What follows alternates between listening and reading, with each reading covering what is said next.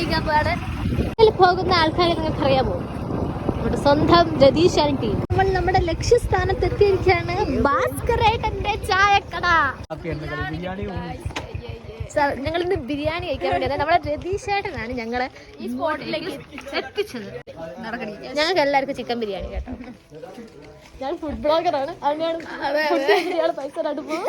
ഇതാണ് രതീഷേട്ടൻ. അതെ, രതീഷേട്ടന് ഒരു താല്പര്യമില്ലല്ലേ വ്ളോഗിൽ വരാൻ. രവിയേട്ടൻ അയ്യോ, നമ്മൾ ഇവിടുത്തെ സീറ്റ് ഒക്കെ മാറ്റി. അബീന്റെ സ്പെഷ്യൽ വെജിറ്റേറിയൻ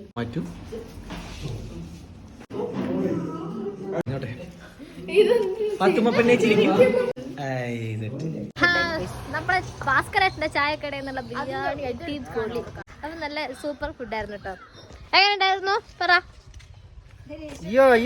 പുടിയാർമല സ്കൂളിന്റെ തൊട്ടടുത്തുള്ള കട ഭാസ്കരേട്ടന്റെ ചായക്കട.